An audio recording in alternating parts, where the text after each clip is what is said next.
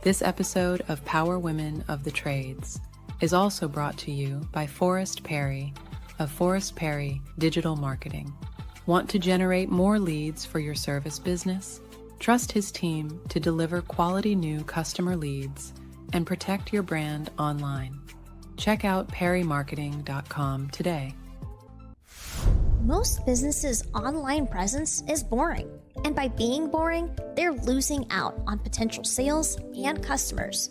Being interesting and exciting is what draws customers in and gets them to buy from you. But it's hard to be interesting online when you're focused on running your business and taking care of your customers. It doesn't have to be this way. We have the key to unlocking the solution to your problem. Key Heart Marketing can help take your business from boring to brilliant on social media. We can vouch for them. They run our podcast socials. If you want to have a strong social media presence that allows customers to know, like, and trust you, connect with Key Heart Marketing at keyheartmarketing.com. Hey everyone, this is Eric Thomas with Rival Digital, and I am proud to announce that we are the newest sponsor for the Power Women of the Trades podcast. We've been a big fan and supporter of the show for years, and we are just very excited and very honored for the opportunity to now be one of the podcast sponsors. So make sure you check out their page and subscribe to the podcast and listen in on wherever you get your podcast episodes from. Rival Digital is a full-service premier digital marketing agency for the home services industry. We offer everything from website design, search engine optimization, online advertising, public relations, and more. If you're interested in learning more about the services we offer for contractors just like yourself, head on over to rivaldigital.com, and we look forward to chatting with you. Welcome to Power Women of the Trades podcast. This show is all about breaking barriers and changing the game. Our guests will feature some of today's most successful female entrepreneurs and other advocates of our industry as well. Because if there's one thing we know for sure, female-led entrepreneurship drives change on multiple levels. We want to empower women in the trade industry like you so you can maximize your potential, stay balanced, achieve long-term success, and claim ownership over your life. Let's get started. It's Cassie and Leslie with Power Women of the Trades podcast. We are so excited to be here today with Mary Jean Anderson of Anderson Plumbing, Heating, and Air in San Diego, California. Leslie and I, when we started this podcast, were really eager to make sure that we took the time to find women doing big business in our space. And the very first person I said at the beginning of that conversation was, we have to find Mary Jean Anderson. We have to get her. We have to talk to her. And you're a busy lady, Mary Jean. So we're so excited that you agreed to be with us today. And welcome to the podcast. Thank you. It's fun to be here. I enjoy it. Awesome. It's been a wild ride and lots of ups and downs, and ended up right where I was supposed to be, I guess. So very grateful to get to share that story. Well, and we're so excited for you to share your story. If you want to just kind of go back to the beginning, from what I remember in the book, you started out in new construction plumbing, right? And then that became a journey to where you are now. If you kind of want to touch on that and just tell us a little bit about that. You know, let me start by saying that there are a lot of people that are successful in new construction. I don't know how they do it. I really don't, but that was where the journey started, and probably the unraveling, to be honest, of our marriage. So like most women that get into the trades, initially, it was a husband and wife deal, and we just couldn't make any money and constantly circling the drain, really is a good way to put it, just waiting to go down. And I kept thinking about how you had to pay your people, and then you had to pay your materials. And then 90 days later, you would get 90% of the money that of your billing, and 10% was held retention, when there really wasn't for us anywhere near close to 10% in profit. And it didn't make sense. And I kept thinking of, how the Costco model worked, where they would, pay their suppliers 60 days later, and all of the supplies were used in the meantime. And to me, that made just very logical sense, is that this is what we should be doing. And so I really wanted to get into service and repair. My husband actually didn't like service and repair. He was kind of a blow and go guy. He was a plumber working out in the field, and he loved the new construction, the freedom of the new construction. And so for him, he really didn't want to do it. And as we continued to lose money, I talked him into trying it, and we did pretty well. We started making some money. You got, you get paid today, you pay your guys on Friday, and then hopefully you can pay your suppliers in 2 months. And now you're working off of their money, not our money, which was new construction, right?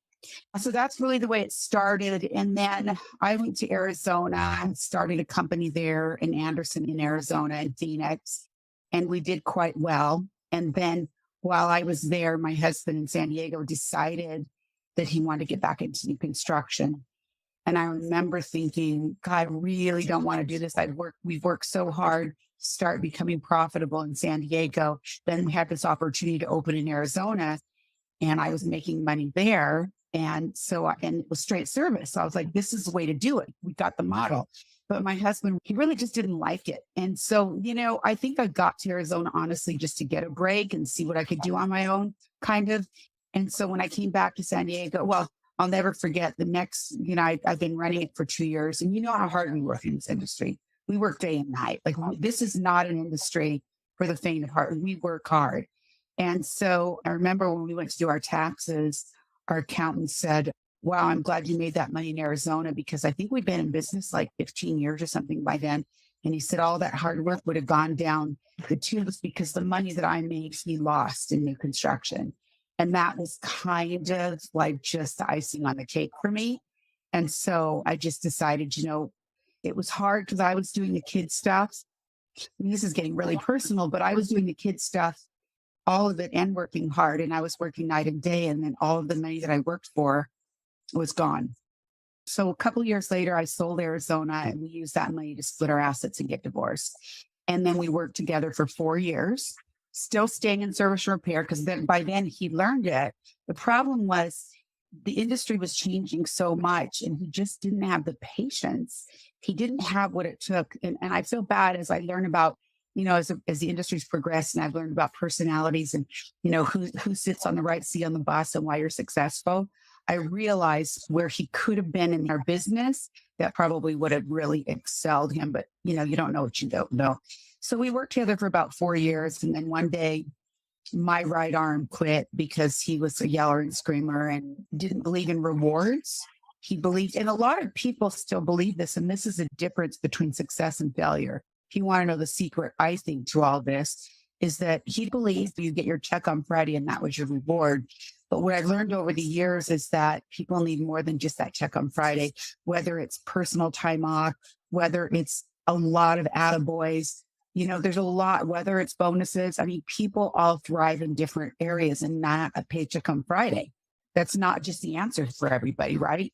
So anyway, we were into it 4 years, and my right arm quit, and he walked into my office and he said, I want to go. I don't like this. I don't like service and repair. I just don't like what we're doing. Will you buy me out? And so I remember calling Debbie and saying, hey, we're all, I was getting my real estate license. I had decided I was done, and I got my real estate license. I was working on getting my real estate license when all this came about. And so I thought, geez, I went home that night and thought, do I want to do this? I mean, it was kind of a new, exciting thing. I've been doing the other for a while. And then I thought to myself, I was bitching and moaning all the time about we weren't doing it right. We weren't doing it right. We weren't doing it right. I'm going to put my money where my mouth is. I say, yeah. So lots of rumors about how I got there, but this is how I got there. So I went back the next day and said, you know what? Sure, I'll buy you out. So we worked out an agreement, just like we did with our divorce. We worked it out, in advance, and got divorced. We worked out this in advance. And he worked as a consultant for me and helped me for a couple of years. And I paid him extra for consulting, not from the office, but from home. And I just dug in deep. And that was where the company turned around. And it turned around because I sat with my team and said, let's write out who we want to be. And we wrote out a mission statement, and we came up with a tagline, nobody wows clients like we do. And we decided that this is who we were going to be, the old fake it till you make it. This is who we wanted to be. And it was this core team of 30 people. And I think we were at about 4 million in revenue at that time, maybe 3.2, somewhere 4.2, somewhere in that with these 30 people. And we said, this is it. And I still have some of those team members today, actually many of those team members of those 30 people today. And here we are, that was in 2000. So 23 years later, we are now, this year we'll do 60 million. That's our budget for 2023. We were right on target. We were right. In fact, we came in 400,000 over our budget for January, and February we're 200,000 over, pacing 200,000 over month to date. So I'm sure we'll hit our 60 million. We have 280-ish employees on any given day. We are in over 220 homes per day, every day. And we managed to keep a 4.8 Google rating. We do double-digit profitability. We came in at 14% last year. We budgeted to do 16% this year. I don't know, with the rising costs of materials and trying to keep up with that. But I mean, that's the story. So grateful, blessed. And it's all about putting the right people on the right seats on the bus. Yeah. And I think for me, what I'm hearing is the biggest change for you was your focus on the business and creating a culture and an experience for your team. I feel like that's such a profound moment in most businesses. We hear culture a lot, but the culture does matter. It's not always everything that we can't blame it on everything, but we can on a lot of things. And I think what I'm hearing is that was a huge focus for you to create that experience. It was all about the culture. I completely agree with you. I think it's the most important part of business. During that time when you bought out your ex-husband and he left, talking about culture, how did that impact your current team? Did you have people, did it create any instability at the shop? What kind of things did you have to overcome to say, hey, I know you're seeing this happen.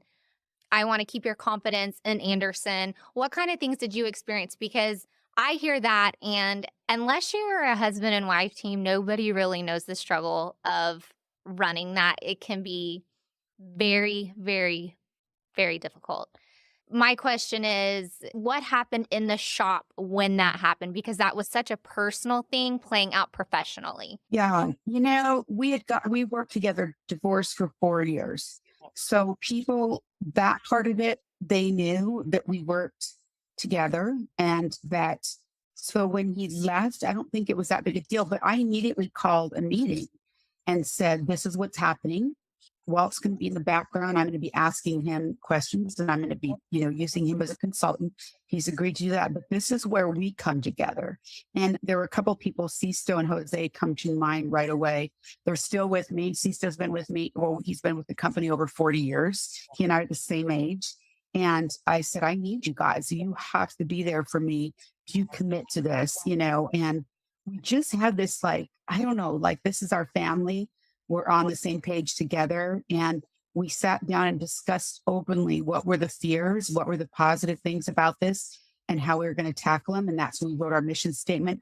Our mission statement's really big in our business. It's like our Pledge of Allegiance, so to speak. And we do actually read it in our meetings and we take turns. So different people read different sections of it because we defined exactly who we were going to be and exactly to a T, we're going to be safe. We're going to sacrifice profits over safety. Safety comes first. The customer's always right, even when they're wrong, so everyone knew coming in, and anyone that we hire today knows this is who we are. This is what we stand for. That's why I go back to culture being so important. And I think I was always the fixer in the background anyway. My husband understood the plumbing, the really technical part of it. Very smart man. And we're still good friends today, by the way. I don't want you to think this is any kind of horrible thing. It wasn't. He comes over every Christmas with his wife and every Thanksgiving and, that kind of thing. And we have kids together. So we still have a life together. But it just, it was just kind of without you guys, I can't do this. So I hope you're going to come on the ride with me. And they still did and still do. That's amazing. Wow. Well, that's a real testament to both of you guys. You'd already created such an impactful culture prior to that happening. So, something I have, a question I have is, thinking back to 2000 and then what has happened since 2000, we've had, a recession, 9/11, a recession, we've had COVID, and anything and everything in between. So supply chain issues that are now something else. I feel like we experience this as a conversation too, while you're touching on that, is PE and PE in your area. If you haven't sold your business yet, when you're still small potatoes, so to speak, and how do you combat that? So there's been a lot of changes. Yeah. So really, like, just kind of grouping all of that together, what do you do, or how do you combat those hard days of those uncertainties? Like, knowing, and not even just on PE, because we know where you're at with that, but when you were smaller and you didn't know what was happening, or specifically like, the recession, and are we going to make it through this, and COVID, what do you do? How do you stay motivated and focused? And because I think a lot of us often get into the sky is falling, and then we probably create our own issues from our own emotions. So what do you feel you do that helps, get through those times? And is there anything looking back that you would have done differently? Sorry, had to throw that in there. Yeah. You know what? I would have done nothing, absolutely nothing differently. Nothing at all. I'm really good at learning from my mistakes. And this has been a journey of, I don't even want to get emotional when I say it, but a journey of a life experience that has been up and down, but from the downs, the ups were really high. And I'm grateful for every single minute of it. But I will say the only way I can speak to you is by the experience. So in 2004, I ran the business, and we're doing plumbing, and I'm doing, and I thought this, and service, it turns around, and we're profitable. And I'm able to, because we were in debt when I bought my husband out, plus I owed him money. So it was tough. And so I'm paying him, keeping that money going. Everything's going great. We're making money. Service business is good. And I decided to add heating and air. And know what I'm doing. So I do what I think is a good due diligence, buy a heating and air company, which was all smoke and mirrors, by the way, pay $500,000 for it. That was a lot of money back then. I just didn't do a proper due diligence. I thought I did. I really did. Thought I put a lot of energy into it. It was smoke and mirrors. So I was trying to run it like a plumbing company. There are two different sets of margins, everything. Then the Great Recession hits. And I have a lot of middle management that I had to let go. And my companies, my family, it was brutal. But I had to do it. I waited too long. I kept sinking deeper and deeper. I kept losing money. And all the money I made in plumbing was paying for the losses in heating and air. And then pretty soon I was getting further in debt. Cash flow was tightening. And I come from a family where failure is not an option, and I wasn't going to fail. I wasn't, even though I felt like a failure, I did feel deeply in my soul like I was a failure, but failure in my family wasn't an option. And so luckily, and this goes down another whole path, but luckily, talk about not wanting to change anything. I am ADD, and I also have a learning disability, a form of dyslexia. Had no idea. My daughter was diagnosed with it in 9th grade, and that's when I realized what my issue was. But anyway, the blessing of that was that I learned early that somebody had the answer, and I had to get through school. I had to learn to ask for help. So that's what I did. And I think this is where women are more successful than men in these businesses in a lot, because let's face it, men back before GPS wouldn't even ask for direction. You'd circle blocks for hours and they'd just, I'll find it, but they wouldn't ask for direction. And so I started looking for direction, and I found Nexstar, online, went to a Nexstar meeting. And I remember it was John Conway who was speaking. And he was up on the stage saying that when he joined Nexstar, he was almost $1 million in debt. Because I didn't hit it. I was $990,000, but I never hit $1 million. And I'm in the audience, like trying to like anybody notices that I'm bawling. Because guess what? I was $1 million in debt. I was there. But I thought, this is my answer. Nexstar's my answer. It's got to be my answer. And so I joined, and I was hoping my credit card would go through. Like, is it going to go through? Like, will it accept this charge? Because I didn't even know. I didn't even know if it was going to clear. Run the credit card. It goes through. I'm a Nexstar member.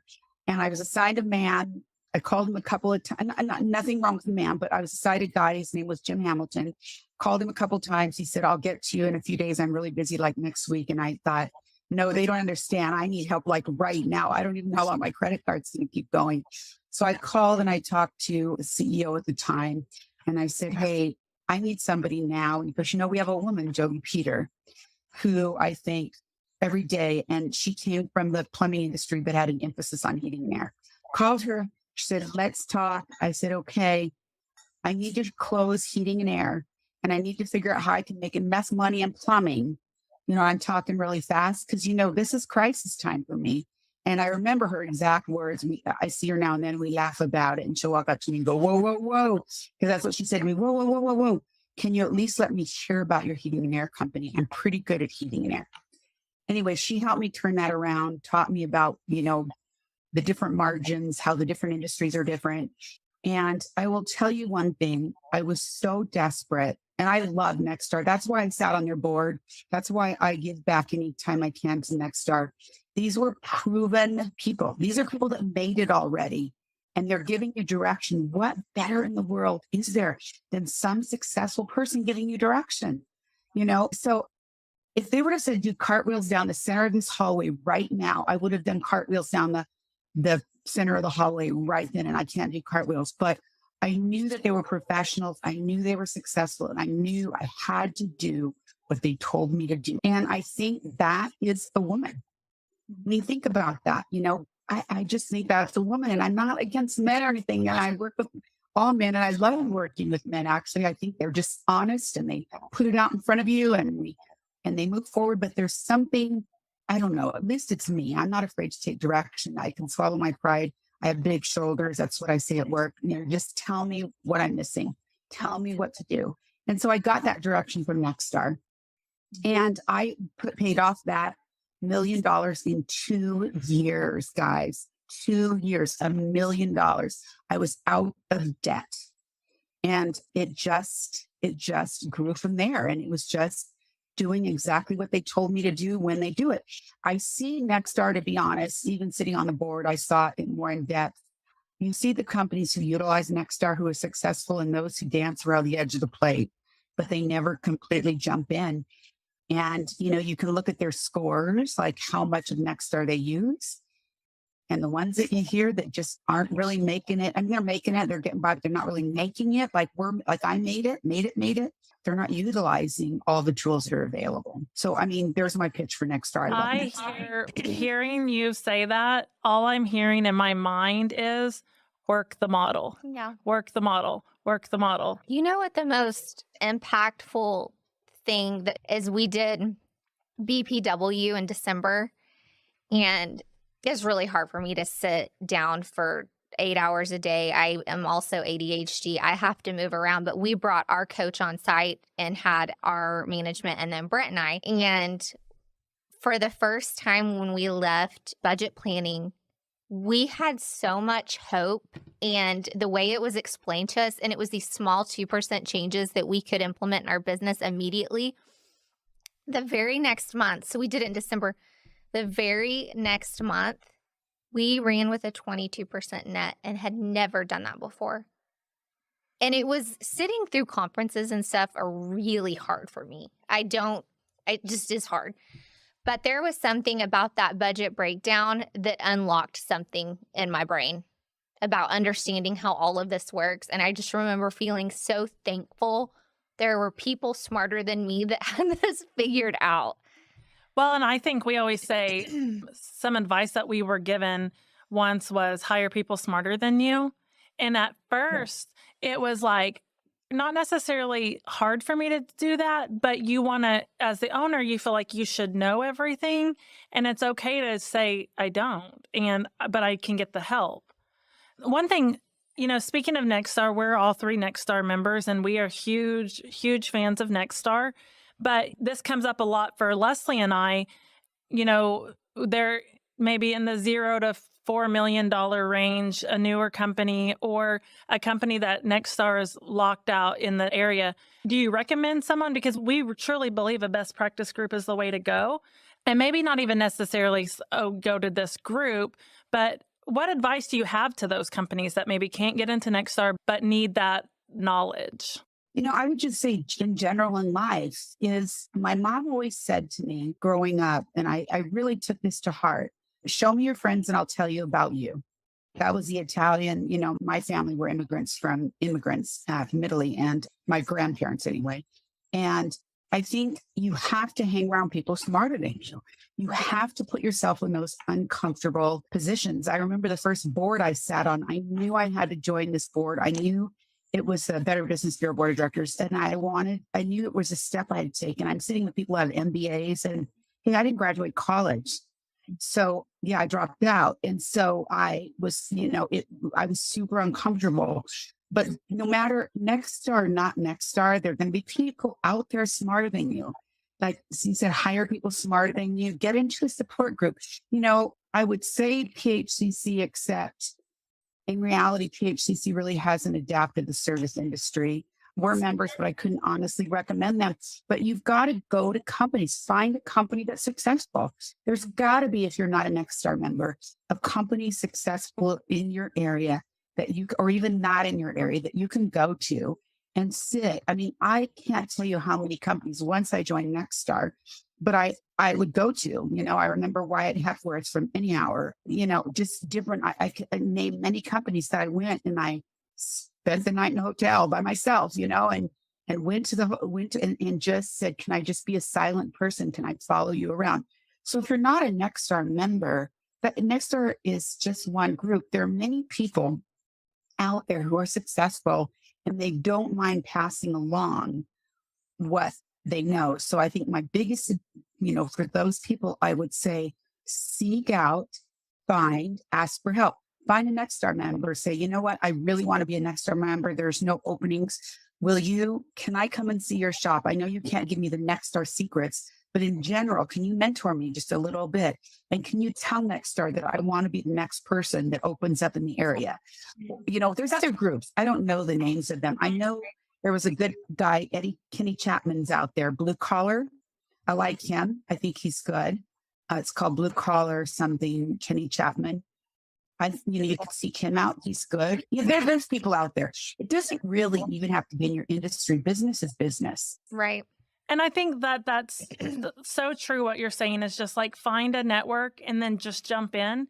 But you have to be vulnerable and humble. Like I was talking to teachable, coachable for sure. I was talking to our business coach and I said, sometimes I don't want to share when we're at Nexstar and I don't want to share because I don't want to sound stupid. And he said, Cassie, when I was a Nexstar member before he was a coach, he said, when we would have breakouts, I used to go upstairs to my hotel room so I didn't have to share because I didn't want to give that information out. And he said, and when I started growing is when I started sharing and so what I have to remind myself is no one has this all figured out. And everyone, we had to learn. I mean, you're telling us your family immigrated here, right? You did not graduate with any degree, neither did I. And you sought out big business and you're going to do $60 million a year this year with no degree. I just think that that's such a huge accomplishment for you, but it's such a huge piece for anyone listening of don't put stipulations or expectations on yourself that don't necessarily matter. Yeah, we all wish we had gone maybe and done this or done that and had this degree or whatnot. But at the end of the day, if you're just willing to sit back and shut up and just learn and then be willing to say, yeah, I mean, we've been there too. We're in debt and how do we get past this? And Leslie and I both were in new construction at one time too. So when you were telling that story, we're both like a little PTSD and we know someone is making money on it somewhere, right? We like you, we didn't know how. It's not really set up. It's not set up for that, but it's, you have to listen and you have to be willing to jump out there and just say, someone teach me and surround yourself with smart people. So I love that. I do have some business questions I want to ask you based on your book. So you talked about, if I remember correctly, in your book, you bought a franchise at one point, right? Was it Anyhour? And then you had acquired 2 other companies What is the benefit of acquiring a smaller business in your area instead of just spending more money on marketing and recruiting? Well, let me start by saying, and this is my opinion. So anybody listening to this, take it or leave it, do not buy a franchise. You don't need to be paying franchise fees. You can do it yourself. Nextstar has incredible marketing, and there's other platforms out there the same way that has incredible direction in marketing. That was a huge waste of money and time when we got involved in a franchise. I was in and out in 90 days.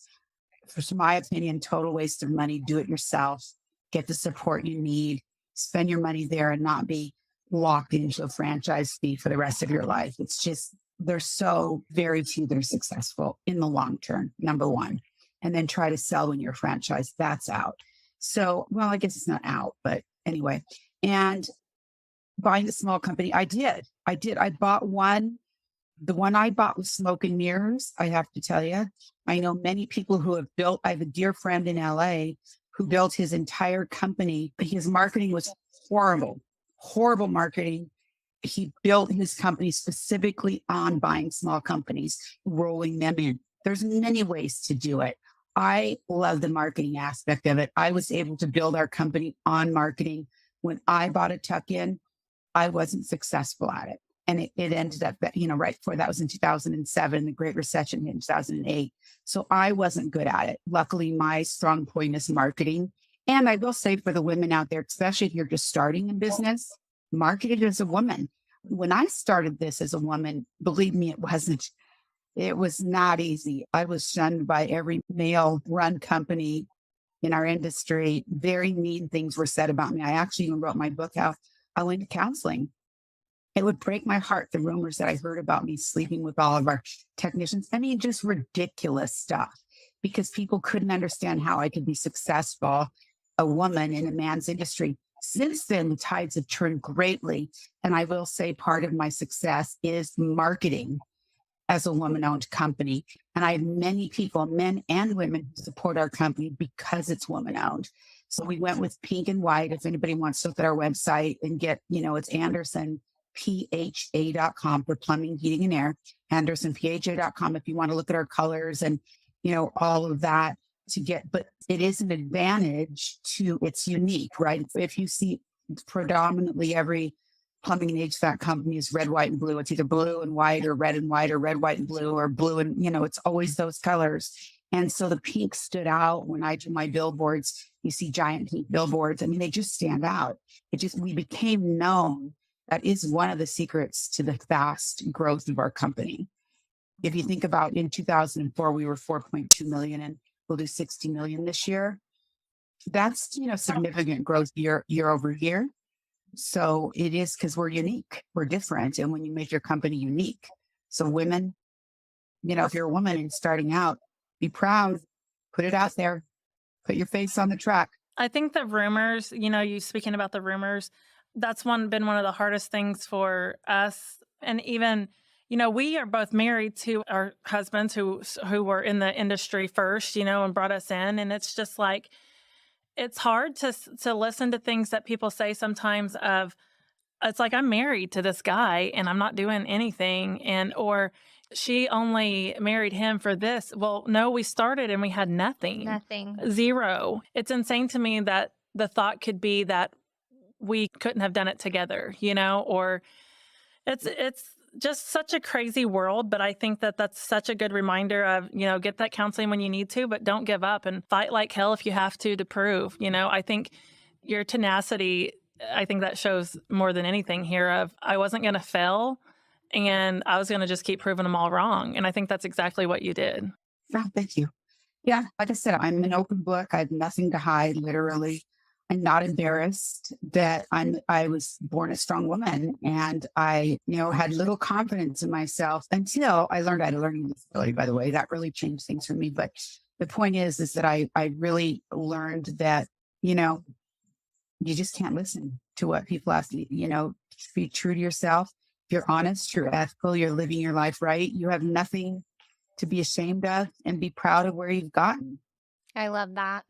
Well, we want to be respectful of your time, and I don't want to be respectful. I have more questions. 5 million questions. But we don't have time. We don't have time. We would love to maybe sometime talk to you about coming on maybe once a quarter or something to just share your wisdom. I don't know. But I think for now, what's next for Mary Jean? What are you doing? And how can people get a hold of you?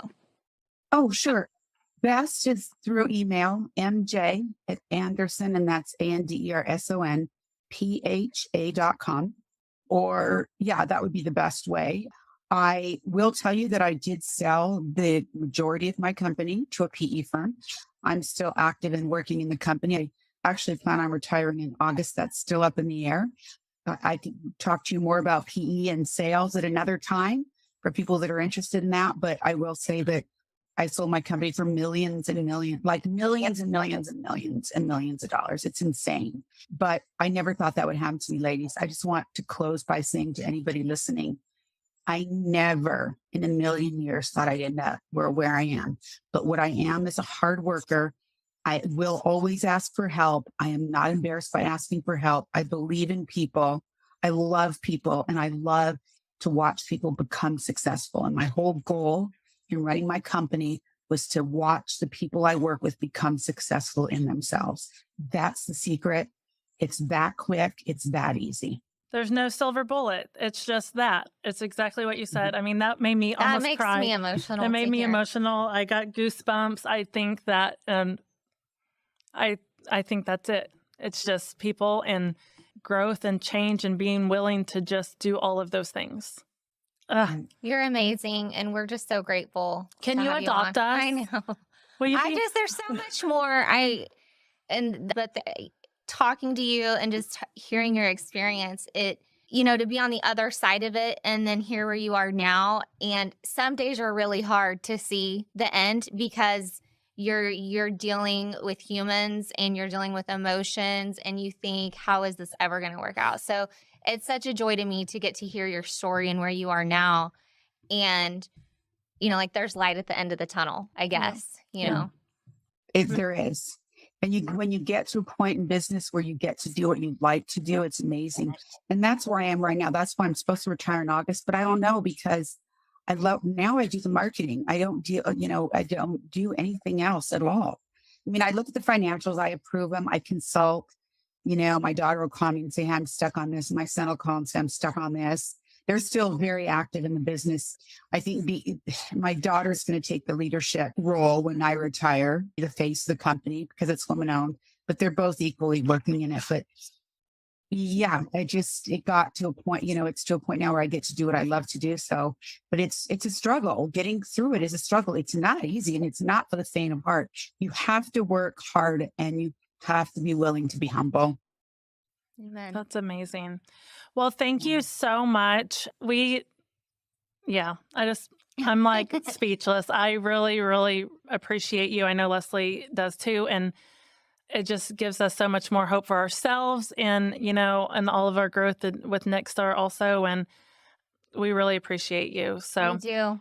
Well, I tell you to do. I know it's like drinking from a fire hose, but just do one thing at a time. This is how to eat an elephant, one bite at a time, right? And it'll work. It'll work. I promise you it'll work. It'll work. We believe it. Thank you so much. This has been Power Women of the Trades. Like what you hear so far? Leave us a review at Apple, and make sure to listen to our other episodes wherever you enjoy listening to your podcasts.